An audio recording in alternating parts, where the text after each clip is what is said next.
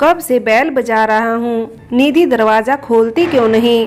निधि, निधि दरवाज़ा खोलो। आवाज़ देने पर भी दरवाज़ा नहीं खुला तो मैंने सोचा कि घर पर ही तो रहती है हमेशा, आज पहली बार ये क्या हो रहा है। दूसरी चाबी से अपने फ्लैट का दरवाज़ा खोलकर मैं अंदर गया तो सब कुछ पहले जैसा ही दिखा, जैसे हर सामान अपनी जगह पर है। और बस कहीं कुछ कमी थी तो वो थी निधि की मुस्कान, जो हमेशा दरवाजे पर मेरा इंतजार किया करती थी, लेकिन आज नहीं शायद। निधि, निधि पुकारता हुआ उसे सब जगह ढूंढा, किचन में, बेडरूम में, बालकनी में, लेकिन वो नहीं मिली। फ़ोन ट्राई किया तो उसका फ़ोन बंद मिला। क्या हुआ, ये सोचता हुआ मैं किचन में अपने लिए कॉफ़ी बनाने लगा। हमेशा निधि ही मेरे लिए कॉफ़ी बनाकर ले आया करती थी, जिसे शायद मैंने उतना मेहनत का काम नहीं समझा था उसके लिए। लेकिन आज ऑफिस के बाद खुद कॉफ़ी बनाने में शायद लग रहा है कि सिर्फ एक कप कॉफ़ी बनाना उतना भी आसान नहीं जितना उसे पीने वाला समझ लेता है। कॉफ़ी का कप हाथ में लिए मैं घर में कुछ ढूंढने लगा, शायद निधि के जाने की वजह, लेकिन कुछ भी नहीं मिला ऐसा जो उसके चले जाने की वजह बन पाता। माना कि कभी कभी कुछ ज़्यादा कह देता था मैं उसे, लेकिन वो कभी बुरा तो नहीं मानती थी, हमेशा मुझसे बात करके उस परेशानी को ख़त्म करती थी। नहीं, वो मुझे छोड़कर नहीं जा सकती। खुद से ही बोलता रहा मैं और उसको फ़ोन करता रहा, लेकिन उसका फ़ोन नहीं लग सका। ऑफिस की थकान और स्ट्रेस की वजह से मैं सोफे पर ही सो गया, ये सोचकर कि शायद वो थोड़ी देर में वापस चली आएगी। देर रात मेरी आंख खुली तो खुद को जैसा सोफे पर छोड़ा था वैसा ही पाया। निधि अभी तक घर नहीं आई थी और अब मुझे उसकी फिक्र होने लगी थी। मैं आसपास के पड़ोसी से पूछने निकला तो दरवाजे के पास रखे टेबल पर एक फ्लावर बुकेट को देखा और उसमें एक कागज। निधि ने ये मेरे लिए छोड़ा था। फूल अब भी महक रहे थे। मैं बुकेट को अपनी गोद में लेकर सोफे पर बैठ गया और कागज को देखने लगा। निधि ने लिखा था, रोहित, हम तुम्हें बहुत चाहते हैं, बिल्कुल वैसे ही जैसे पहली बार में ही चाहने लगे थे। जरा भी कमी नहीं आई कभी हमारे प्यार में। लेकिन रोहित, तुम हमें भूल गए। ये कहकर तुम पर कोई इल्ज़ाम नहीं देना चाहते, लेकिन ये सच है रोहित कि अब शादी के 4 साल बाद इस घर में हम किसी पुराने सामान की तरह महसूस करते हैं, क्योंकि जब तुम्हारा काम हम करते हैं तब तुम हमें देखते हो, लेकिन उसके बाद जैसे हम घर पर होकर भी घर में नहीं होते। नहीं निधि, ऐसा क्यों कह रही हो। मैंने आगे पढ़ने से पहले ये कहा और आसपास के फर्नीचरों को देखने लगा जैसे उनमें भी निधि ही हो। मैंने आगे पढ़ा, इसमें तुम्हारी कोई गलती नहीं रोहित, शायद वक्त कम पड़ने लगा है तुम्हें हमें देखने के लिए।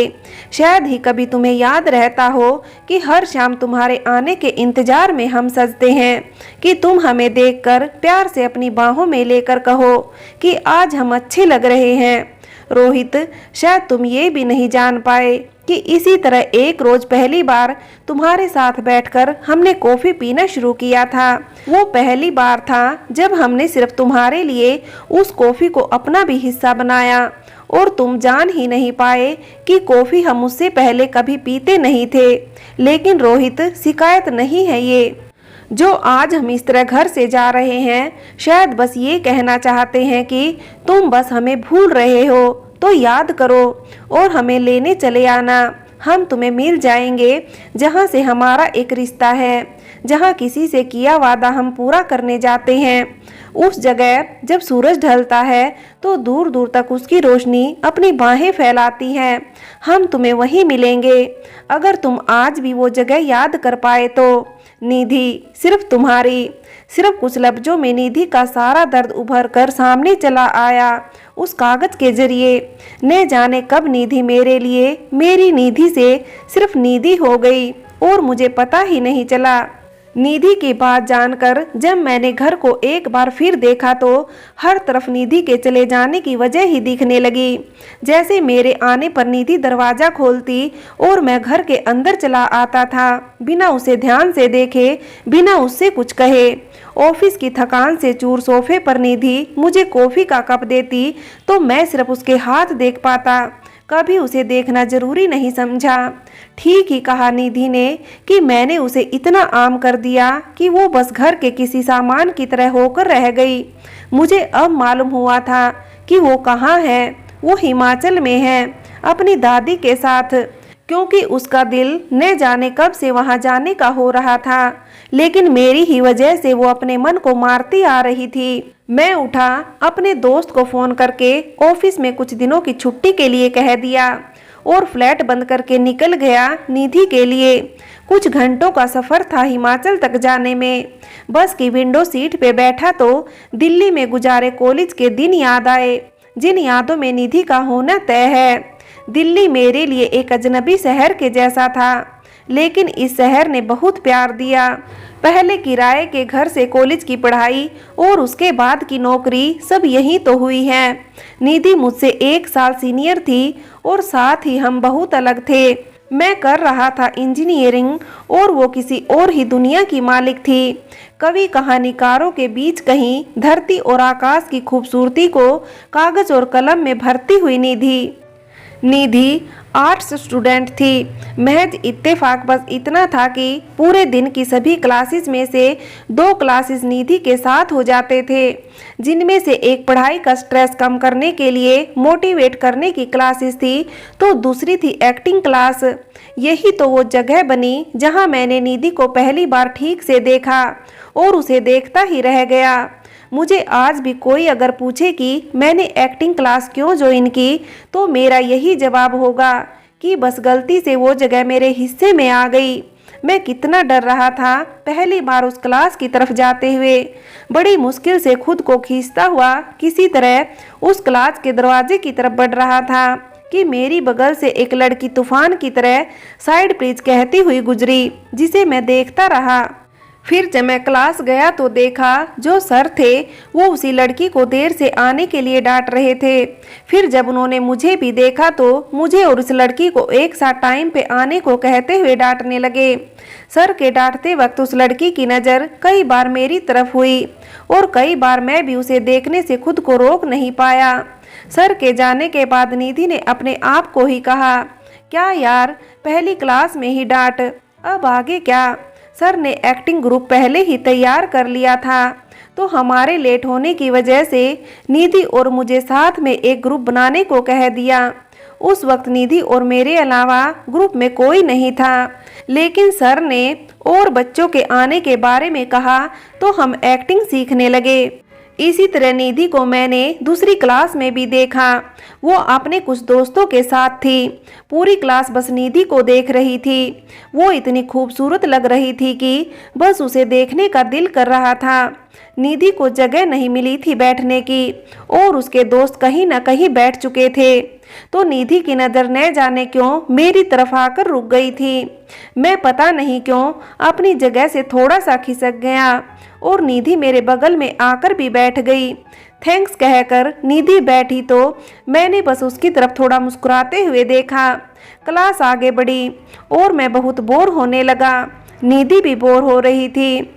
ऐसा उसे देख कर लगा वो बार बार कुछ अलग करने लग जाती, जैसे कभी पेन से हाथों पे कुछ बनाना और उस पर बार बार पेन चलाकर उसे गाढ़ा कर रही थी। इससे अच्छी तो एक्टिंग क्लास है, मैंने कहा तो निधि ने मेरी तरफ बिना देखे कहा, हाँ ठीक है, कम से कम कुछ करने को तो मिलता है। इस बार निधि ने मेरी तरफ देखा और कहा, लेकिन तुमको एक्टिंग करनी बिल्कुल नहीं आती है।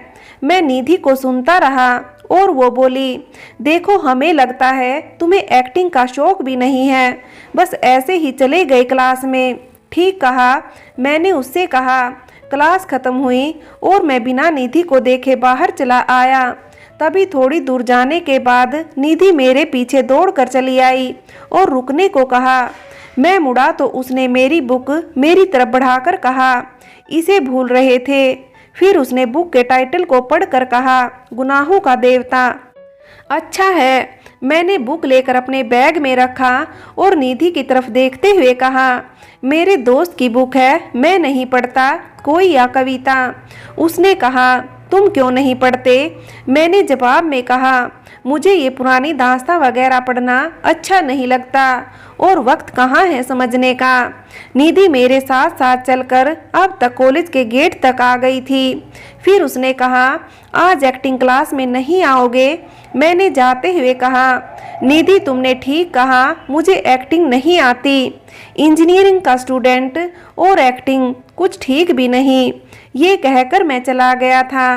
निधि और मैं बहुत अलग थे, साथ होना बहुत मुश्किल था।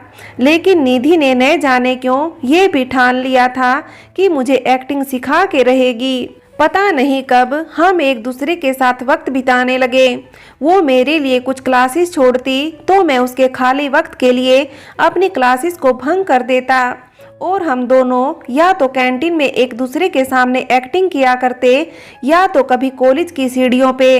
निधि ने कभी मेरी दोस्ती का हाथ नहीं बढ़ाया और ना ही मैंने उससे दोस्ती की। फिर भी हम दोस्त हो गए। उसकी आदत भी बस यूं हो गई थी। निधि मुझे कविताएं सुनाती तो मुझे कभी कुछ समझ नहीं आता और वो मेहनत करती कि मैं कविता समझकर उसकी तारीफ करूं। लेकिन मैं तो निधि के नैनों में गिरफ्तार हो रहा था। उसकी मासूम सी आवाज़ में कविताएं कुछ भी हो, मुझे बस निधि ही सुनाई और दिखाई देती थी। कॉलेज पूरा हो जाने के बाद निधि ने दिल्ली से जाने का फैसला कर लिया था और एक दिन वो चली गई थी। हम जुदा भी दो दोस्तों की तरह ही हुए थे। कुछ भी प्यार जैसा नहीं था। लेकिन निधि के पास न होने से मैं बेचैन रहने लगा था। कितनी बार दिल किया कि निधि से दिल की बात कह दूं, लेकिन फिर अपनी पढ़ाई में बिजी हो गया। लेकिन जब वक्त आपको किसी से मिलाने को तैयार हो तो क्या कर सकते हैं। निधि से मुलाकात फिर हुई और इस बार जैसे हम दोस्त नहीं, एक प्रेमी प्रेमिका बनकर मिले। मैं नौकरी की तलाश में था काफ़ी वक्त से, लेकिन बात नहीं बनी। फिर एक रोज़ निधि को देखा। वो कॉफ़ी शॉप पे दिखी जहां अक्सर हम दोनों कॉलेज के दिनों में जाया करते थे। उसे देखकर पता नहीं कैसे सीने की बेचैनी चली गई और बहुत आराम मिला। निधि मुझे देखकर अपनी जगह पे खड़ी हो गई और मैं उसके नज़दीक जाकर उसे देखने लगा। निधि ने कहा, रोहित तुम्हें बहुत मिस किया। मैंने निधि के साथ बैठते हुए कहा, निधि तुम्हें जाने से रोकना तो चाहता था, लेकिन पता नहीं क्यों रोक नहीं सका। निधि ने कहा, तुमने कभी अपने कैरियर से हटकर कुछ किया है जो हमें रोकते? निधि संजीदा थी, थोड़ी नाराज थी। मैंने उससे दिल की बात क्यों नहीं कही अभी तक।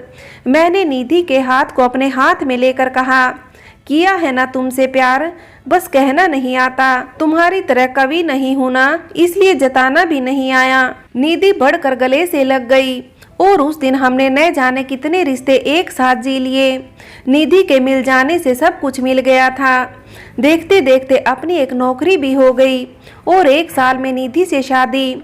न तो निधि के घर में कोई था और न ही मेरे। निधि की तरफ से बस उसकी एक मुंह बोली दादी थी जो निधि के बचपन में उसकी पड़ोसी थी। उनका भी अब कोई नहीं था तो निधि उनके साथ हिमाचल में रहा करती थी जहां हमारी शादी भी हुई। लेकिन कहते हैं ना कि कुछ रिश्ते आगे बढ़कर कमजोर या थोड़े कम जरूरी से हो जाते हैं। जिंदगी अपनी रफ्तार से चलती रहती है और हम उसे खुद को मिलाने के चक्कर में अपनों के प्यार को नज़रअंदाज करने लग जाते हैं। ऐसा नहीं था कि ये शादी के तुरंत बाद शुरू हो गया, लेकिन निधि ने अपना प्यार हर तरह से जाहिर किया। बस मेरे ही पास सिर्फ मुंह से कहने के अलावा और कोई तरीका नहीं था इसे कहने का।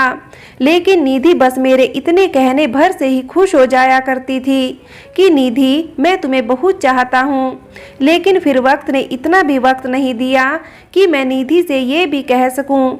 मैं ये भी सोचता रहा कि शायद निधि मेरे बिना कहे भी मेरे प्यार को समझ जाएगी, लेकिन मैंने तो निधि को ही वक्त देना बंद कर दिया। जिंदगी की भागदौड़ और निधि की ज़रूरतों ने मुझे अपने काम में इतना मगरूर कर दिया कि निधि ने न कभी मुझसे वक्त मांगा और न ही मुझे कभी लगा कि मेरे और निधि के बीच अब खामोशी आ रही है जिसे वो अपनी तन्हाई कह रही है और मैं अपने वक्त की कमी। बीते सालों में हमारी शादी का रिश्ता कुछ साल बड़ा तो हुआ है, लेकिन निधि और मेरा प्यार जरा कम होने लगा है।